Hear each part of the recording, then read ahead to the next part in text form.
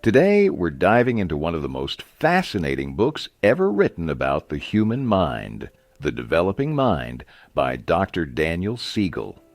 This isn't just another psychology book, it's a roadmap to understanding how your brain, your emotions, and your relationships come together to shape the person you are today, and the person you can become tomorrow.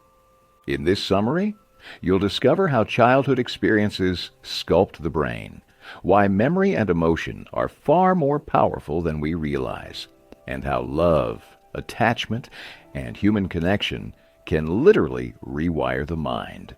By the end, you'll see how the science of the brain can give you practical tools to create stronger relationships, deeper emotional balance, and a more resilient, fulfilling life. Stay with me until the end, because what you're about to learn could completely change how you see yourself and the people around you. And before we begin, make sure to hit subscribe to my channel, Audiobook 101, where we bring you the world's best books on success, wealth, mindset, productivity, and personal growth. Every week I share powerful audiobook summaries that help you grow smarter, stronger, and sharper without having to read hundreds of pages. Now, let's step into the developing mind and uncover how relationships shape the brain and how your mind holds the power to transform your entire life. Mind, brain, and relationships, the interpersonal neurobiology perspective. To truly understand the mind, we must first ask, what exactly is it? Is the mind simply the structure of the brain? Is it just a part of the nervous system? The answer is deeper than that. The mind is not limited to biology alone. It is also shaped by the relationships we form with others. For a child, no relationship is more powerful than the one with their parents. When parents are loving, responsive, and emotionally available, the parts of the brain responsible for handling stress, anxiety, and emotions grow strong and healthy. But when a child is left alone to cry, ignored, or deprived of care, their mental health begins to weaken. This is where Dr. Daniel Siegel introduces us to the field of interpersonal neurobiology, or IPNB. At its heart is one powerful truth. Human connections shape neural connections. The way we bond with people, the way we are comforted, loved, or neglected, leaves lasting imprints on how our neurons connect and how our brain develops. Think about it. Your experiences don't just pass by. They are etched into your emotions, your memories, and even the architecture of your brain. This is why relationships matter so deeply. They are not just emotional bonds, but biological forces that literally shape who we become. Modern research calls this neuroplasticity, the ability of the brain to change throughout life. One famous example is Albert Einstein. Scientists found that the link between the left and right sides of his brain, called the corpus callosum, was larger than normal. Was he born that way? Or did his constant deep thinking actually strengthen those neural pathways? Many believe it was the latter, a living proof of neuroplasticity in action. This means our brains are never fixed. From early childhood through adulthood, our experiences and our relationships continue to mold our minds. According to Siegel, the mind is built from three interconnected elements: the way we process and share information with the world around us, the biological system that supports these processes, and the relationships that influence and guide them. Together, these three forces create the mind, a living, ever-changing network shaped by both biology and human connection. Memory? Now let's explore one of the most mysterious aspects of the mind, memory. What exactly is memory? Is it like a cabinet inside the brain where we can store our past, pull out a file, and replay it exactly as it was? Not quite. Memory doesn't live in one fixed place. Instead, it arises from networks of neurons. When one neuron fires in response to an experience, it activates the other neurons connected to it. That's how experiences become memories, not as perfect recordings, but as living patterns that change with time. For example, imagine you go to a party with a friend. You were both there, but your memory of the event will be different from theirs. Why? Because memory depends on your personal experience, your emotions, and what stood out to you in that moment. Some memories are so deeply stored that we don't even know where they come from. Psychologists call this implicit memory. Take a child who once received a toy that made a strange, frightening sound. The child might cry every time they heard it, and even years later, as an adult, they may feel uneasy around similar noises without remembering why. The brain remembers the emotion, even if the conscious mind does not. Here's another important point. Whenever we recall a memory, we don't retrieve it in its original form. The act of remembering activates new neurons shaped by our present mood and situation. If you think back to your trip to the Eiffel Tower, your brain encodes the image, stores it, and later retrieves it. But that memory doesn't come alone. It brings back the weather of that day, the feeling of hunger while waiting for family, even a painful moment like being bitten by a dog nearby. All of these experiences link together. This is the power of association in memory. Scientists often say, neurons that fire together wire together. Once experiences are connected, recalling one can instantly bring back the others. Memory, then, is not static. It is alive. It is constantly reshaped by who we are, what we feel, and how we experience the present moment. That's why two people can live through the same event, but walk away with entirely different memories. Attachment. Nature designed humans with a powerful instinct. We bond with those who care for us. For a child, attachment to their parents is not just emotional, it is biological. It shapes memory, emotional health, and even the architecture of the brain. When a baby feels close to their parents, they feel safe. That safety becomes the foundation for how the child learns to handle stress, connect with others, and explore the world. On the other hand, when a child is left to face fear, loneliness, or neglect, the absence of love and attention leaves invisible scars on their emotional health. And it's not only children. Even as adults, we crave attachment. We may find it in close friends, mentors, or romantic partners. These bonds give us strength and comfort. The difference is that adults can choose their attachment figures, but children cannot. For them, the parents are everything. One of the most famous studies on attachment was called the Strange Situation experiment conducted in London. In this study, a mother and her child were observed in a series of scenarios. First, they stayed together in a room. Then a stranger entered. Then the mother left the child with the stranger. And finally, the child was left completely alone. The results were eye-opening. Children who were securely attached noticed immediately when their mother left, cried to express their feelings, but calmed down quickly upon her return. After a hug, they could go back to playing, reassured by her presence. Other children, however, reacted differently. Some were avoidant.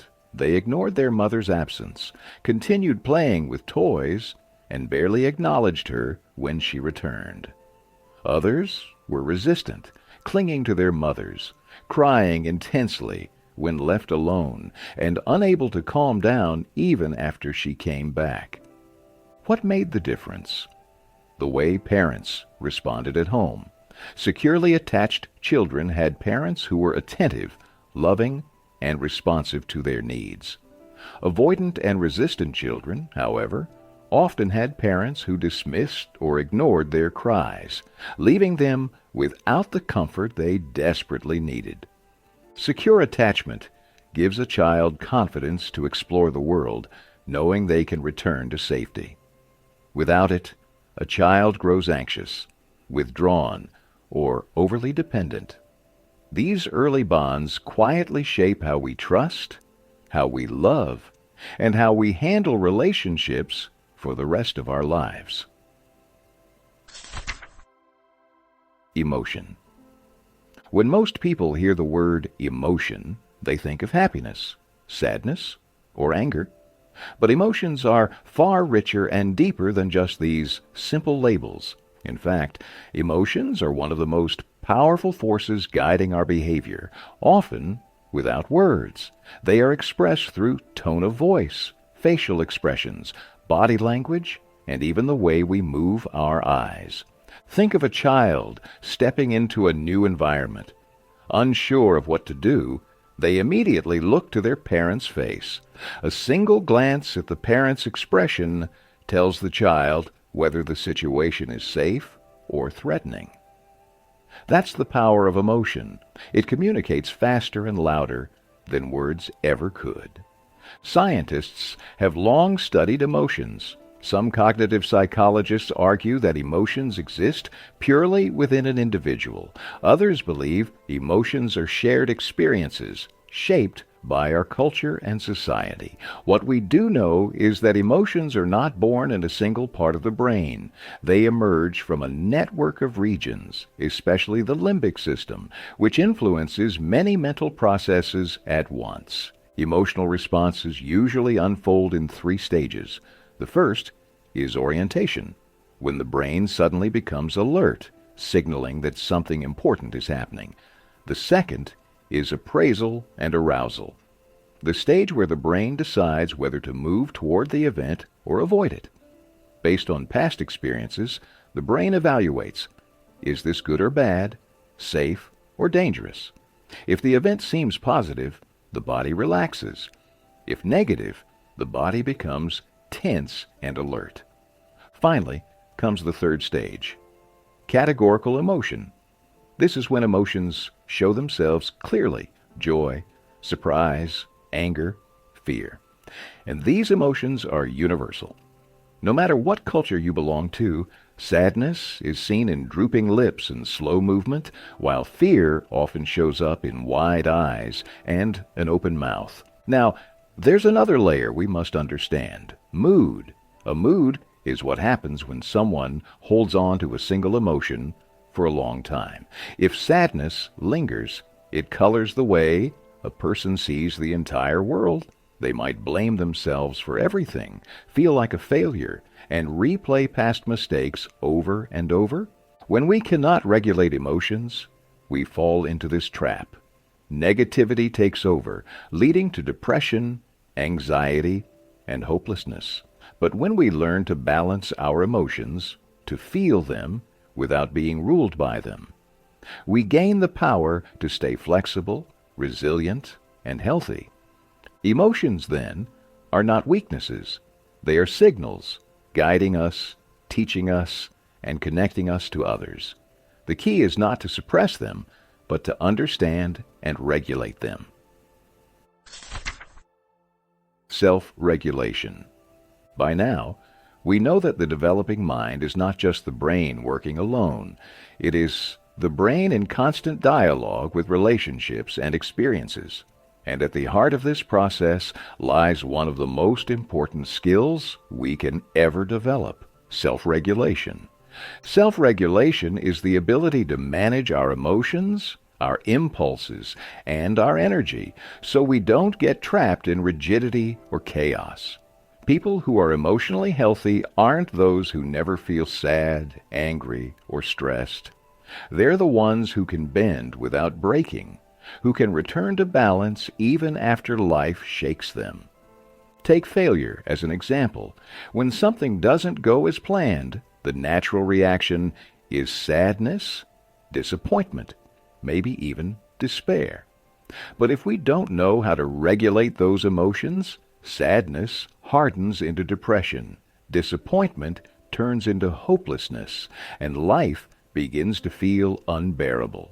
On the other hand, someone who has learned self-regulation will process the pain, but then shift into healthier responses, perhaps exercising to release stress, smiling to signal positivity to the brain, or reaching out to a supportive friend to regain strength.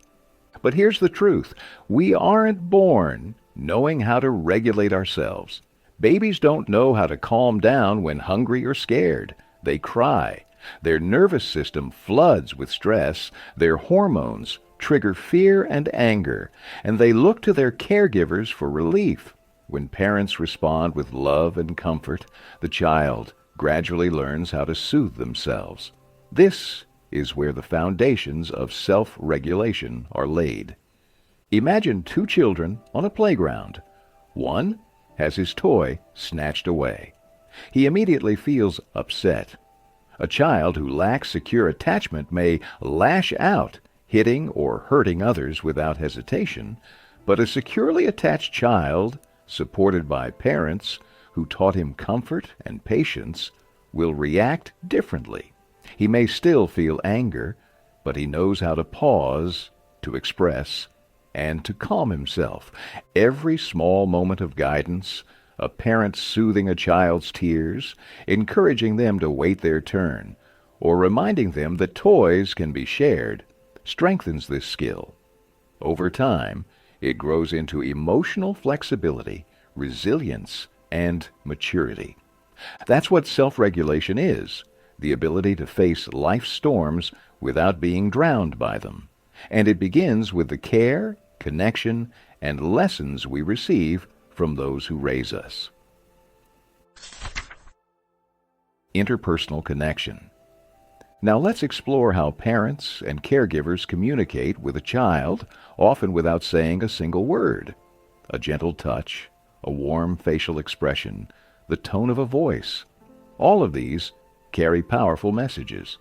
The child's brain, still developing, picks up on these signals and encodes them into neural networks. It's like receiving emotional emails straight into the nervous system. With every repeated interaction, patterns are formed, patterns that shape whether the child grows to feel secure, avoidant, resistant, or even disorganized in their attachments. Modern neuroscience has given us amazing tools to study this process. With MRI scans, scientists can actually observe which parts of the brain activate in response to different emotional events. Long-term studies have gone even further, tracking parent-child pairs over decades to see how early attachment influences life outcomes. One of the most important was the Minnesota longitudinal study of parents and children. It followed children from birth all the way into adulthood, even up to age 35. The findings were clear. The way a child bonds with their parents has ripple effects that last a lifetime. Securely attached children were more likely to form strong friendships, become leaders in groups, and build stable, trusting romantic relationships. But the opposite was also true.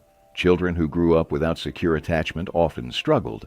Avoidant children, ignored or dismissed by parents, tended to become angry, distant, or even aggressive, sometimes bullying others at school. Resistant children, exposed to inconsistent parenting, often grew anxious or fearful, clinging desperately to relationships. And those with disorganized attachment, raised in chaos, fear, or even abuse, often developed serious struggles in adulthood, such as personality disorders. Teachers, too, play a role. Without realizing it, they often treat securely attached children more positively, expecting more from them and giving them responsibilities. Meanwhile, avoidant children are met with impatience, stricter control, and lower expectations, reinforcing the very patterns they learned at home. Parenting, then, is never just about rules or discipline. It's about connection. Every look, every word, every gesture writes itself into the wiring of a child's brain.